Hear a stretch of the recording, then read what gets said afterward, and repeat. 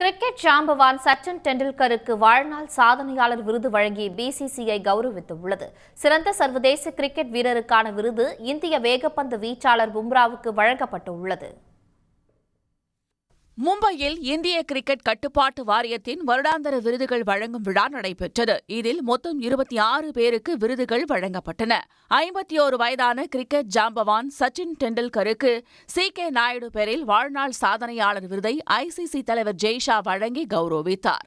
சிறந்த சர்வதேச கிரிக்கெட் வீரருக்கான மதிப்புமிக்க பாலி உம்ரிகர் விருது இந்திய அணியின் வேகப்பந்து வீச்சாளர் ஜஸ்பிரீத் பும்ராவுக்கும், சர்வதேச சிறந்த வீராங்கனை விருது ஸ்மிருதி மந்தனாவுக்கும் வழங்கப்பட்டது.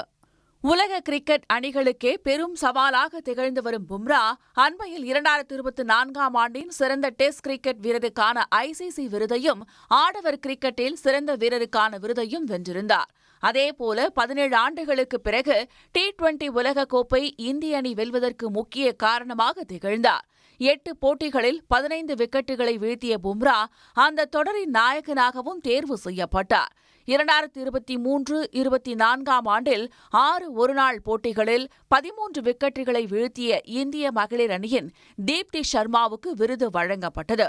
சர்வதேச போட்டிகளில் அதிக ரன்கள் எடுத்ததற்காகவும் ஸ்மிருதி மந்தனாவுக்கு விருது வழங்கப்பட்டது. சிறந்த அறிமுக வீரருக்கான விருதை சர்ஃப்ராஸ் கான் பெற்றுக் கொண்டார். அண்மையில் அனைத்து விதமான கிரிக்கெட் போட்டிகளிலிருந்து ஓய்வு பெற்ற ரவிச்சந்திரன் அஸ்வினுக்கு BCCI சிறப்பு விருதுடன் கேடயம் வழங்கப்பட்டது. சிறந்த மாநில கிரிக்கெட் விருதை மும்பை கிரிக்கெட் சங்கம் பெற்றது. உடனுக்குடன் செய்திகளை தெரிந்து கொள்ள சன் நியூஸ் பெல் ஐகானை கிளிக் பண்ணுங்க.